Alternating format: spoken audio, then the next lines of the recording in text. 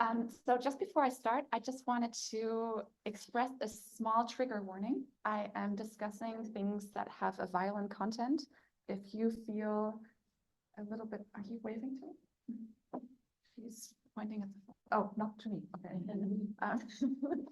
If you feel very sensitive about this kind of stuff, there is discussion of one violent death and cruelty against animals. Just a short mention. Either prepare yourself or this is the moment to leave the All right. Not because of the animal ban. Okay, maybe. We don't know. Okay, I just wanted to start with a short engagement exercise. So if you could all close your eyes and please touch your nose with your fingers. Okay, you can open your eyes again. I don't know if you feel surprised that you are able to do this. You can open your eyes again. But you have built a mental map of your body and where all the parts are of your body over the course of your life. And this is the reason why you can touch your nose without looking. And today I'm going to discuss with you mental maps and their relationship. Okay, just 1 second. Does this work? Yes, okay. Their relationship to hope. So what are mental maps? Mental maps I consider to be paradigms. They are the way that we have come to understand how the world works and how we fit into this world. So in a way, we don't see the world as it is, we see the world as we are. And one thing about mental maps is that if we don't update them continuously to match what is in front of us, the reality in front of us, they lead to what I call imagination betrayal.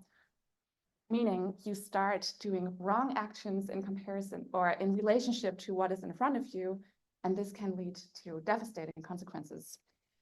There are two ways for us to update mental maps. One is internal and one is external.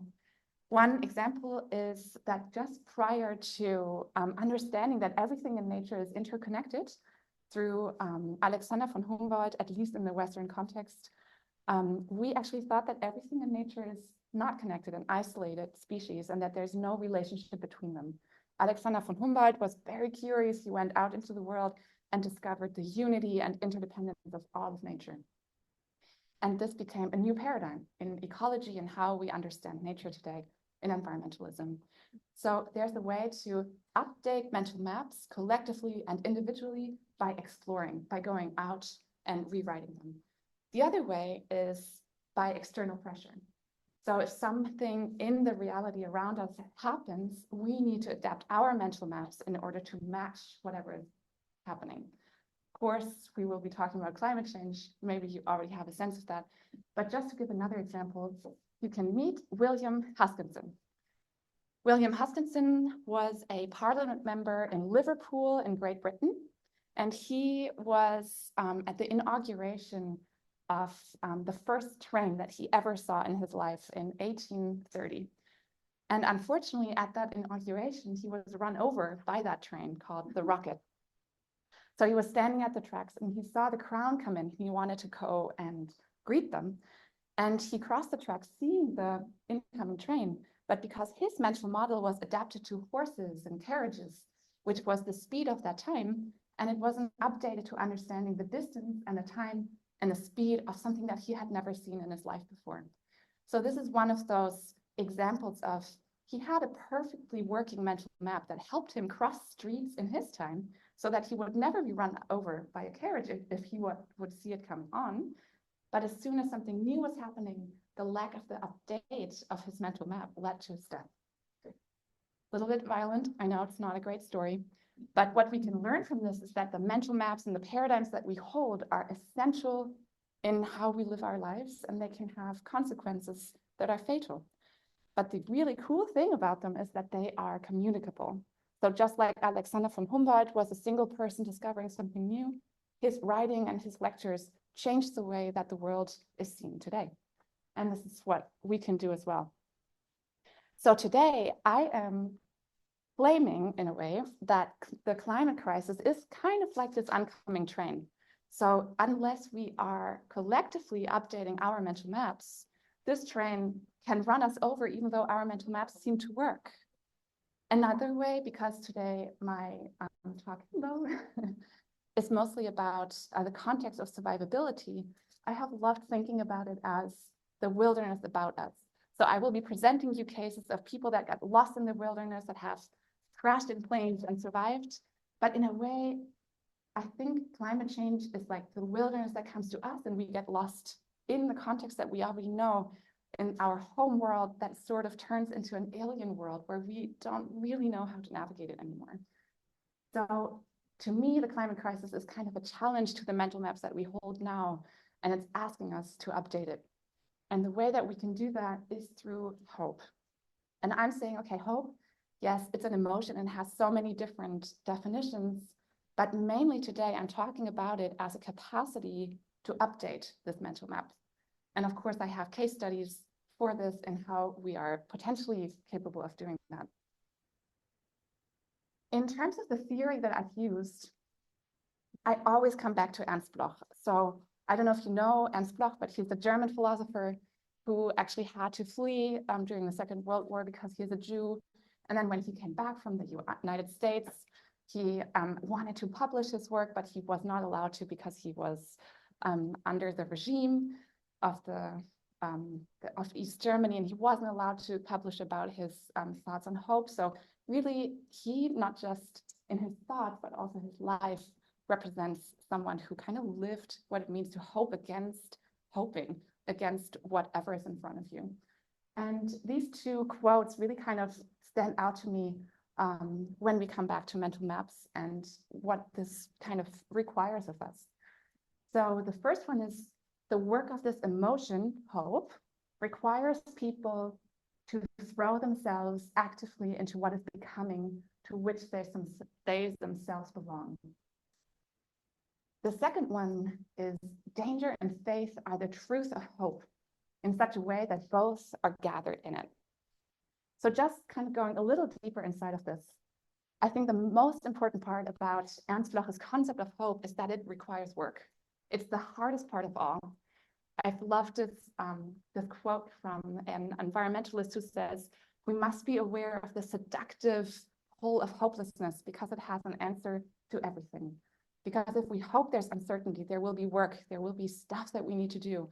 But hopelessness always has the same answer. It says it's not going to work. And hope requires a whole lot more from us.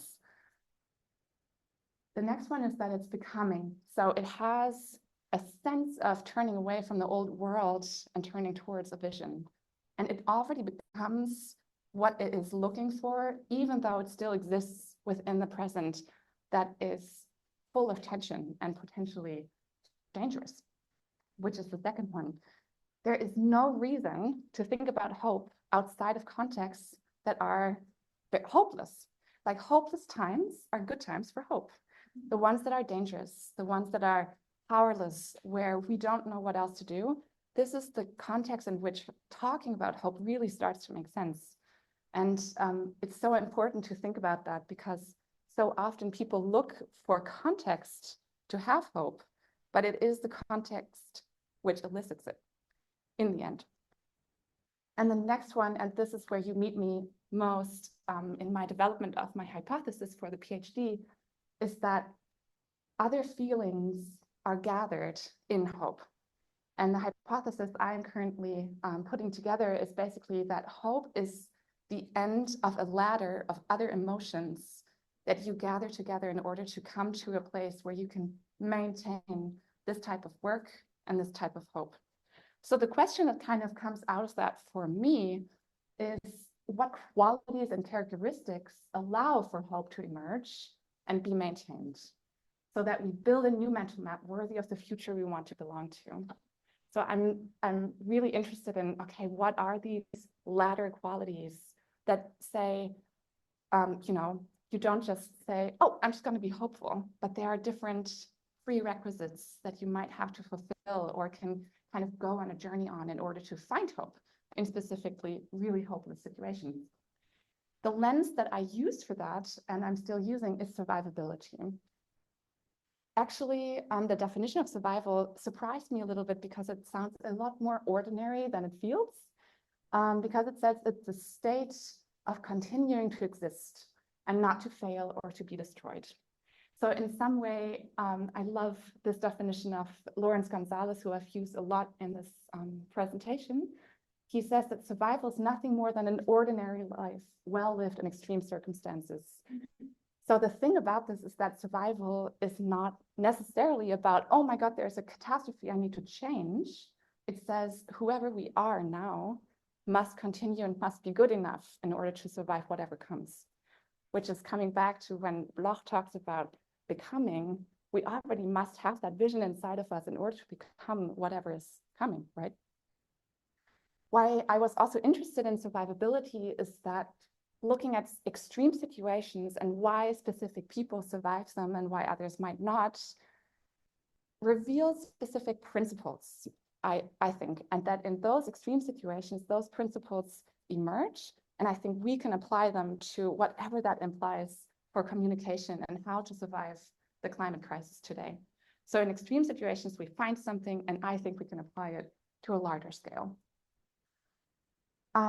Just as a background, in my research, I found that hope and survivability has been related in several studies. And one is quite interesting and very not fun. So it's the one from Kurt Richter, the first one here from 1995, which I'm sure would be forbidden today. But basically, he created this rat experiment. He had 2 buckets of water, and he put rats in the first one, and he just waited for how long they would swim until they drown. And he found that the rats drowned after 1 to 2 minutes, which is a very short amount of time.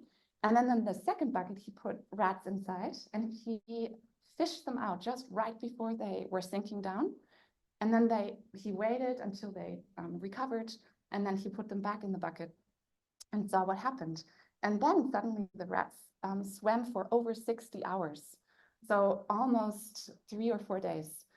And he concluded from that that the reason that happened is the rats developed a sense of hope, because rescue might come, and therefore they can exhaust themselves until they just can't keep going. So it's one of the first experiments that ever showed that hope makes a huge difference in how beings actually interact with their environment or during danger. The other one that I looked at is Carol Farren. So she made these clinical experiments over the last 20 years with terminal patients, terminal sickness patients, and found that when there is hope, and she has a definition for that, which I can't go into today, that patients actually survive way longer than their diagnosis, and sometimes even get well completely. And that hopelessness has the adverse effect. And this is from clinical nursing studies and quite the interesting background. And then the other one is Lawrence Gonzalez, who looks at catastrophe cases and what makes people survive and what makes them die, which is what I have been looking at as well. So yeah, let's look at the cases that I looked at.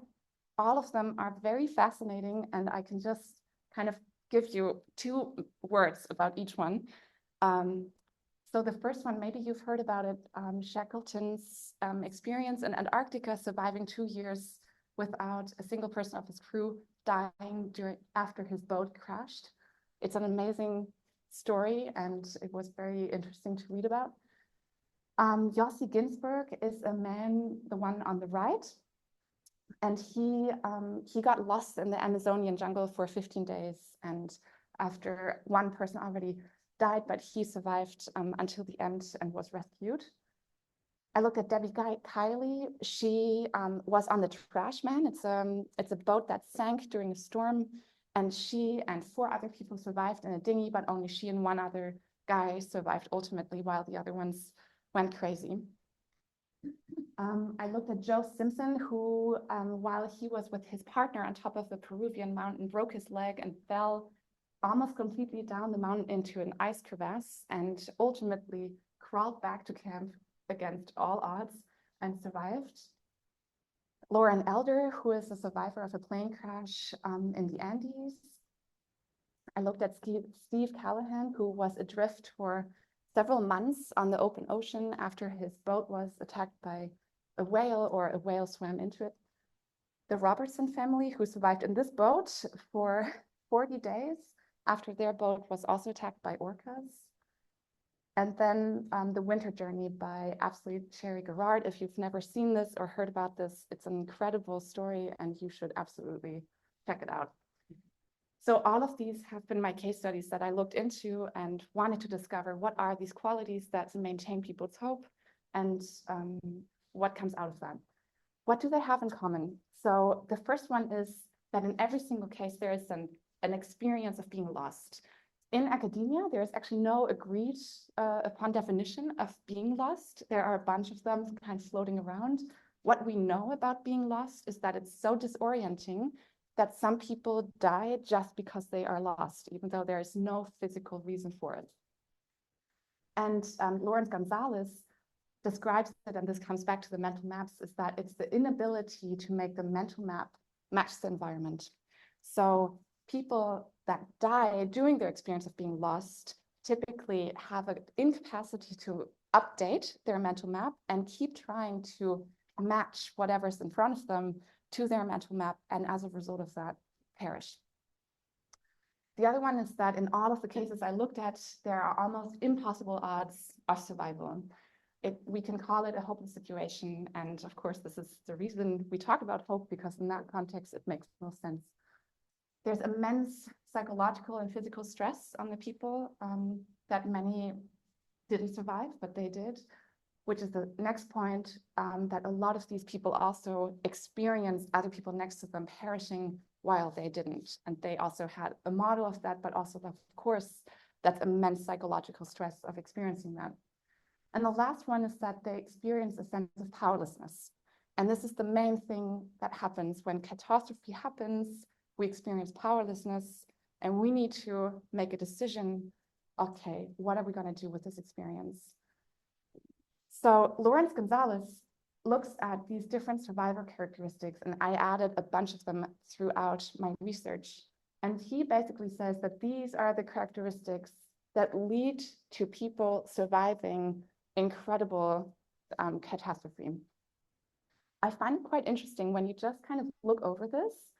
It's not the first thing maybe that comes to you of someone who is a survivor. Things like openness and gratitude and humility, wonder, imagination, compassion, courage, humor, beginner's mindset, positive mental attitude. Really interesting. I have stories to all of them, but unfortunately I can't go into all of them. I can hardly go into 3 of them. And I'll just kind of briefly touch on all 3 of them. And I wanted to give you many examples, but due to time, it will just be kind of like a brush over this. So let's start with humility. What is humility? Most people kind of assume that humility is actually a self-depreciating quality because we value extrovertedness in the Western context so much. But in terms of survival, Lawrence Gonzalez tells us that this is the true survivor's correct response to catastrophe. And humility basically, in another assessment, says it's an accurate assessment of one's characteristics, an ability to acknowledge limitations. So without humility, we consistently try to maintain the mental map that we seem to think is the right one and want to bend the map, which is what orienteering calls if you don't adapt your map and you keep getting more lost and you're like, no, I'm not lost, like I know exactly what I'm going to do. And then you get more lost. So in a way, it acknowledges our smallness in the grand scheme of the cosmos, and without humility, we will use the wrong map. It's like having a map of Hong Kong to kind of guide yourself back to your hotel in Tilburg. It makes no sense. I have one little quote here from Dougal Robertson from the Robertson family that got attacked from the orcas. And he says, "We no longer thought of rescue as one of the main objectives of our existence. We were no longer subject to the daily disappointment of a lonely vigil, to the idea that help might be at hand or was necessary. We no longer had that helpless feeling of dependence on others for our continued existence. We were alone and stood alone, inhabitants of the savage sea." Maybe you wouldn't immediately connect this to humility, but in a way, if you think back that it's an ability to acknowledge your limitations, it's really arriving in the present. You say, okay, whatever was before is over. And now I'm here, and this is the context, and I'm ready. And it's more powerful than me, but I'm going to start adapting. And this is exactly what wonder and awe is about, actually. This one is my favorite one. And I've read many studies about the power of wonder and awe in today's world or in times of darkness in your own life. And one of those studies says that when we experience wonder and awe, what we experience is a reflective feeling one has when unable to put things back into a familiar conceptual framework. So think back at the mental maps. So if you experience wonder and awe, it is a moment of powerlessness. It's the same situation, right? Like you are experiencing something, your mental map doesn't match, but instead of experiencing despair or powerlessness, you switch into wonder and awe. The context stays the same, but your response to it changes. And I think that is a crucial thing to remember, especially when we want to communicate in a better way. And this is also what was found with every single story of survival that I have read and considered. Okay, I'm gonna go a bit. So, Lawrence Gonzalez says, to be open to the world in which you find yourself, to be able to experience wonder at its magnificence is to begin to admit its reality and adapt to it. There's one case of Lauren Elder, the one who survived the plane crash, and she has a broken arm and she kind of climbs out of the Andes, and it's kind of a crazy story. And she says, I kept stopping to appreciate how beautiful the place I was in was. There I was in this amazing wilderness and I had the whole place to myself. It's amazing. A lot of other stories are like Steve Callahan. He talks about he's in this little dinghy. He has no water. He doesn't know how long he's going to survive. And he writes about how beautiful the stars are and that he looks at the ocean and he's in awe of what he's seeing and the glistening of the water. In every single story, there's a moment where someone says, I leave my own experience and I just acknowledge what is in front of me. And suddenly they belong there and they find themselves and their survival is guaranteed, sort of ish. The last one I find very interesting. We talked a lot about imagination. It's always connected to hope. But in survival studies and in those assessments, I found that imagination actually acts as rest.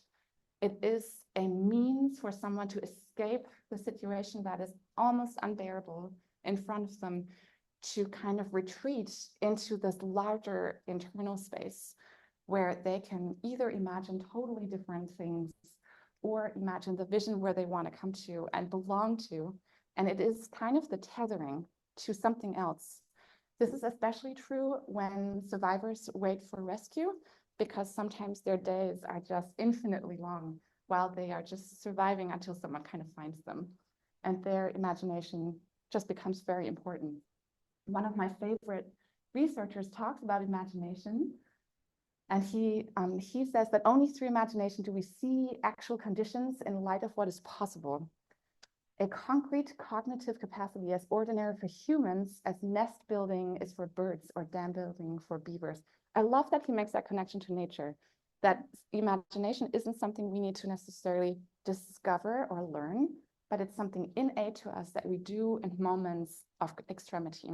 It's something that helps us, that gives us rest, that gives us vision and purpose. I think I'm just gonna keep going. The key takeaways for me, and of course for the communication of this type of hope, is that these 5. So how do we belong to what is becoming? By adjusting our mental maps. We don't want the train to run us over. You're leaving behind the old paradigm and embracing a vision in front. And this is the capacity of hope, right? We can communicate this capacity, this hope, by weaving wonder, awe, humility, and imagination into our narratives. And as I discussed today, and I really want to make sure that that comes across, that doesn't mean creating an image that is devoid of reality. It means really facing what is in front of us and going through those grief processes, but also weaving these in, because ultimately survival requires this of us. Yeah, so these are alternative responses to situations of powerlessness. So all of those 3 qualities that I showed you, these are ladder qualities to hope, because they all have an alternative response to hopelessness. So in moments of emergency, these people chose not to experience the powerlessness, but to move into wonder, to move into awe and humility. And humor is one of those things that I would have loved to talk about today as well, which was essential for people as well. And also because this hope is birthed from effort and struggle, we also find our collective power. So effort means there's power involved, right? Effort doesn't mean it's just exhausting. It means that we exert power, and when we exert power, we have power. So there's the power and hope. And the last one is the vision we are building can become a myth, the living inspiration, the myth of our survival. And I think this is a whole another section of my PhD. I can't go into that, but ultimately, I think that communicating about our survival will require us to create a new myth. And that's my presentation for you.